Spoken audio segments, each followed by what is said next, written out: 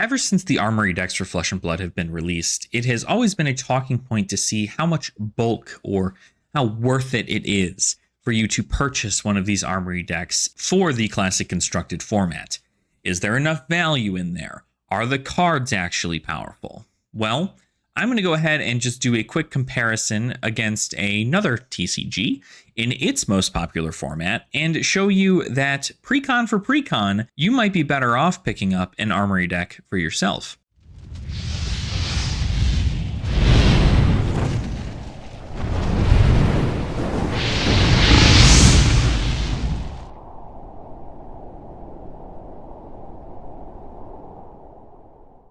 Welcome on in, Dragonfolk. It is such a pleasure to have you all here today.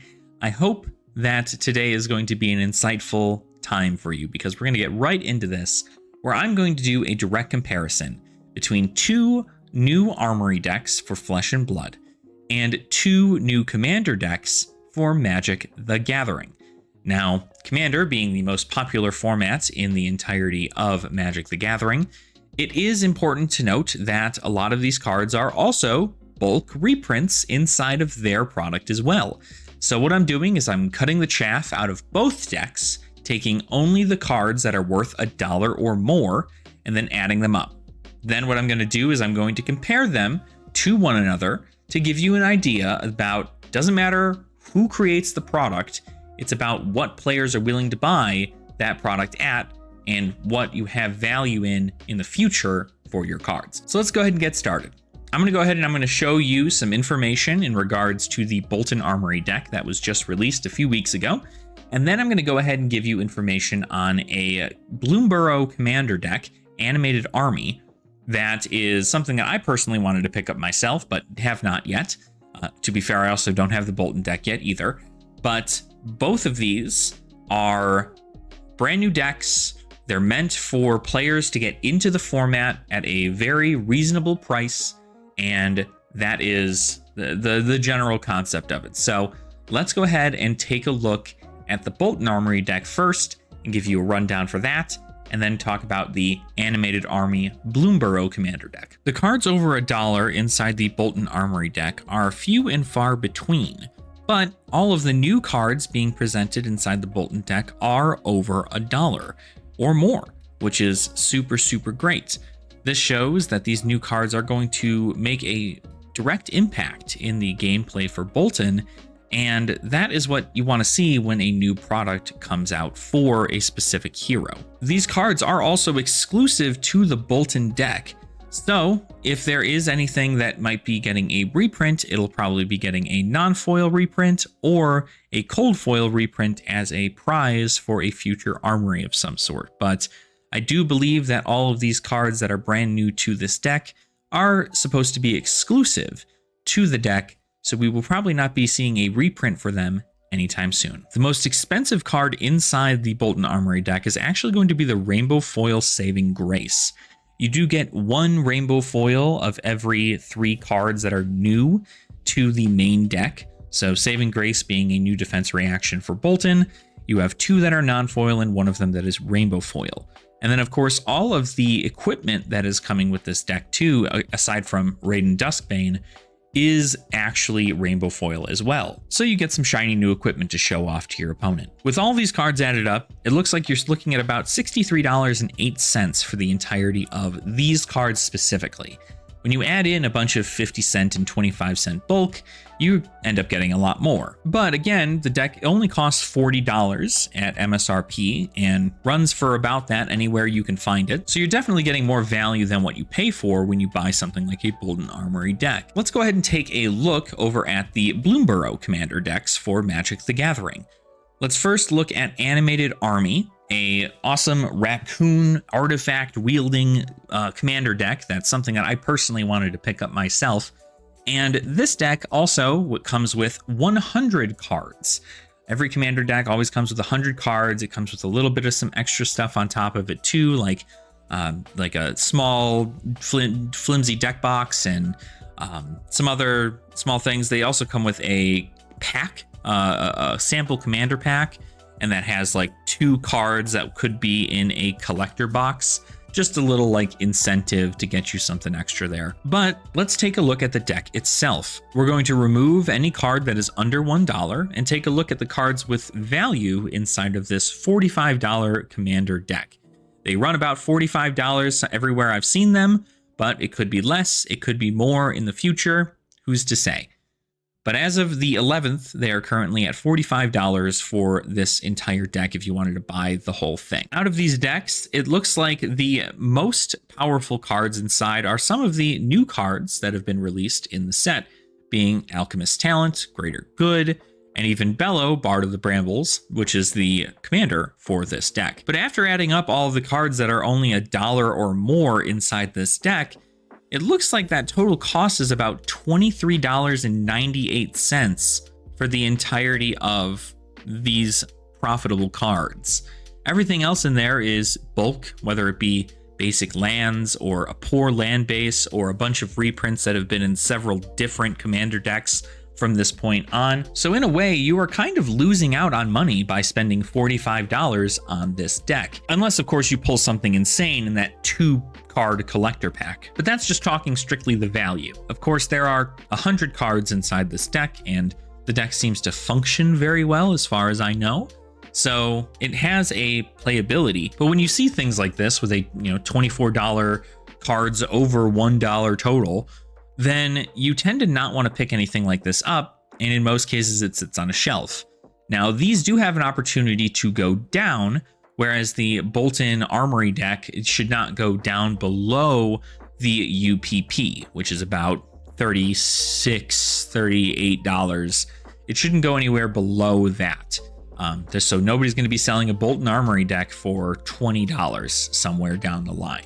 Some people might, if they're somebody just selling them online that had already purchased one, but in most cases, an LGS will never be able to sell for anything less than $36, $38, and that's at least good because it means that an LGS will always be able to make a profit off of the deck itself. Now let's go ahead and take a look at another Armory deck from Flesh and Blood, where here we have Azalea, the Ranger. This deck was just released maybe a few days ago, I want to say. And it is still only going for $40 MSRP anywhere you can find it, which is great. So same price as the Bolton Armory deck, and you still get the same amount of cards. You get 60 card main deck. You get tokens in case you have token generation. You get 1 weapon, and then you get 4 pieces of armor and the hero token. So everything is there you need in order to play this hero. But again, much like the Bolton Armory deck, you have brand new cards to this deck that are only available inside this deck. And taking a look at this list here, we have a lot of these cards on this cards over $1 list that are brand new to the game, and more specifically, brand new to Azalea. Things like Flight Path being at about $18.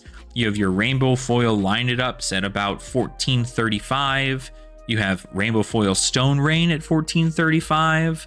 Your Sharpshooters are about $10.25, and so on and so forth.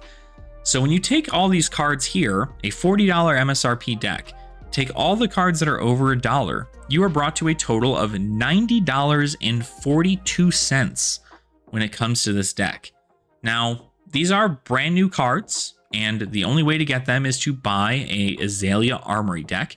But if you're going to spend $40 on a deck and get $90+ in value, I say that is very much so worth it as a player and a collector if you're looking to just keep something that is exclusive to a hero down the line. And again, that deck will probably not go down below $40 or $38, so you're probably not expected to get it for much less than that, because of its UPP, or its universal price point. This is where most product has a set floor and won't go below that floor in order to protect LGSs and people who are distributing the product from still being able to make a profit without having to worry about trends from the open market of all TCGs. But let's go ahead and compare that Azalea deck to the most expensive of the Bloomborough Commander decks, Squirreled Away. Now, Squirreled Away, again, comes with the same number of cards as the Animated Army Commander deck, still with 100 cards and tokens and a small deck box and a collector booster sample pack with only 2 cards inside of it.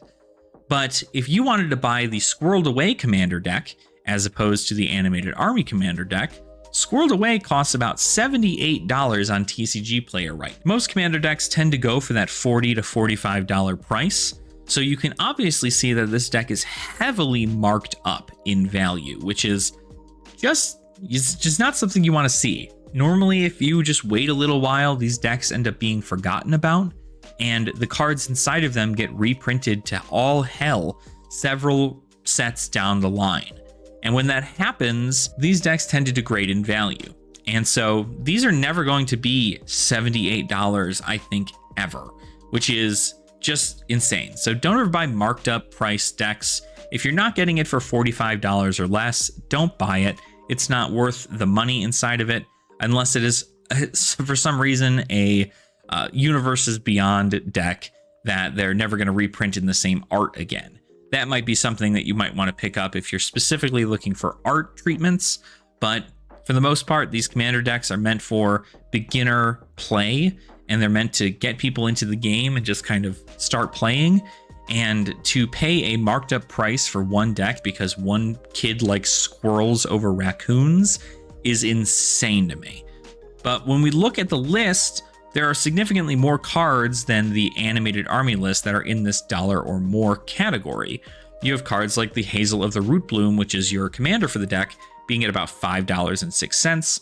Saw in Half gets an actual in-universe reprint at $8.45. You also have things like Chatterfang Squirrel General and Maskwood Nexus being in here. So very nice cards, great reprints for what it's worth. But even still, if you spent $78 on this deck, you would only be getting a $59 value for all of these cards. About $58.92 really, for 20 cards. So 1/5 of your deck is about $58.92, and you spent $78 on it, which means that 4/5 of your deck is bulk, which is right around where we're looking at for most of the Armory decks as well.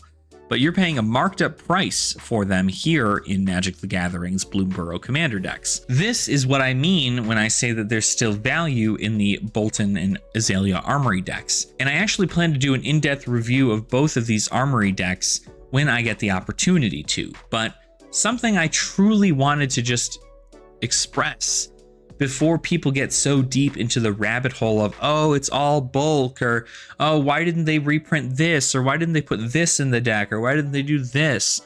Just know that you're able to access all of those cards, and you get brand new exclusive cards that are not probably ever due for a reprint at any point in the foreseeable future. There are cold foil reprints of them being put inside judge packs for some of the armor pieces, but they're not going to be easily available. And that means that these cards are still pretty exclusive to any new player who wants to get them. If their LGS, or if they can find them online, has them, you can go ahead and pick these up for about $40, and you get about a $60 to $90 value out of a deck that you spent $40 on. Whereas with Magic, you get a 100 card deck, and you only get about half the value of the deck inside of it, whereas most of it is bulk. And that's because a lot of these cards that are inside the commander decks are exclusive to them right now, but they will more than likely be getting a reprint sometime within the next couple of years, to the point where the card will be tanking over time as the years go on. Reprints of Magic the Gathering cards are very, very common, especially in this day and age. And with Flesh and Blood, you don't often see a lot of reprints of the equipment pieces, especially equipment pieces that are coming out in these Armory decks. And with most players wanting a shinier version of equipment pieces anyway, the non-foils that may possibly see a reprint down the line will probably not be as expensive and therefore not as sought after, which makes these cards even more expensive further on down the line. But it's all speculation, it's all just talk there. I just wanted to get this information out to people so that way we can take a look and see what these cards are actually worth and why when people complain about the pricing when it comes to an armory deck, they have to realize that they're getting money. They're getting value back into their cards. And it may not be the best, deck in the entirety of the format, because obviously you're going to want to tweak it to your better play style. But the decks do exactly what they're supposed to do, which is teach people how to play the hero in a way that is very thematic and functionally correct in however the playstyle is supposed to be. Bolton is supposed to charge both on offense and defense and then come in with a big attack. Azalea utilizes these aim counters so that she can put aim counters on her arrows and shoot them for even more damage or more on-hit effects. You have KO, who runs only 6s inside of his deck, so that way he never misses if he has to discard a 6. These are all very nice thematic things, and to see that you still have so much incredible value inside these decks is mind-boggling to me, honestly. So let me know what you guys think about this. Let me know how you feel. I know in a way you're comparing, apples to mangoes or whatever, but not really. I mean, you're getting less cards in an armory deck, but more value. And it only seems to be staying that way. I mean, with every armory deck that comes out, we see new cards get put into these classes and talents that had not been there prior, and you don't have to wait for an entire set to drop. You don't have to go searching through that set for these majestic equipments or these new majestics inside the deck. You just have them. You have all 3 copies of them inside of this main deck. So it's super great. And I think that it's really, really nice to see a direct comparison to something like Commander when it comes to something like this, because Commander decks on release look really good. I don't want to badmouth anybody, right? But when we look at a Tolarian Community College video on an is it worth it to buy any of these Commander precons for these decks, the professor is on a time crunch and has to get this information out to people like the day after that these products release or the day of the release of these products. He is on a time crunch. And when that time crunch happens, he needs to go ahead and needs to look at the prices at that time. And the prices at that time do not seem, well, they do at the time directly reflect the prices of the cards inside of the deck. But if you just wait a week, 2 weeks, you're in a pretty good spot. And honestly, it hasn't even been a week. Right now, I'm recording this on the 11th of August. This is where I've gotten all of this information from. Bloomburrow released on the 6th of August. This is 5 days after Bloomburrow's release, and we have already seen a significant drop in both of these prices inside the decks, but a lot of these decks are still marked up pretty heavily when it comes to this. So it's an interesting situation. I just wanted to make that comparison so that people could see it. People who are from Magic the Gathering can see Flesh and Blood side of things, and people from Flesh and Blood can see how good they have it compared to Magic the Gathering side of things. But I hope this was informational. I didn't want this to be some kind of slander thing. If you liked any of these decks and you're just like, yeah, I don't care about the value of them, I just wanted to play the deck, I want to be a little raccoon guy who just makes little elemental trash things, go for it. Live your life, right? I don't care. But when it comes to value, which is always seems to be the core problem with players when they're trying to criticize the TCG, is the value, more so specifically the monetary value of a product and how much it should cost based on X things. We need to make a comparison. We need to see where these things are happening throughout the line. And if you can take a look at this product and go, I would spend $40 and guarantee I get more than $40. Whereas if you spent $45 and you got $25 worth of stuff, plus if you just add in the bulk, which is, let's be honest, impossible to move unless you know how to do that already, you're only shooting yourself in the foot if that ends up being the case for you. If you end up going, oh yeah, this is going to be perfect, I'm going to lose my money, and then I'm never going to be able to do anything with this ever again, and then it's just going to continue to rot on my shelf, whatever, right? Just know that the armory decks are always going to have a lot of value in them. And I'm always excited to see what armory decks are going to be coming out. And I really wanted to just make this comparison so people could see the numbers directly side by side and make a decision for themselves on where to start their journey into a TCG. So I hope this helped. And if it did, make sure to hit the like button down below. You can also subscribe to the channel if you have not already. And you can leave a comment down below letting me know, maybe, do I do a review comparison of these every single time? Like, how do I better do that? Really, I just want to focus on the reviews for the Armory decks themselves. And then you guys can make the comparisons price-wise to other TCGs of your favorites. But this is just something that I wanted to make a PSA about because I see people talking about it all the time, and it irks me to know that nobody ends up doing their research into these numbers, and I gotta go out of my way to make sure to do it for you. So if you liked any of that, make sure to leave a comment down below. Tell me what you thought about the video. And as always, continue having fun in the flesh and blood. And I will see all of your shining faces in our next video. Nerd out.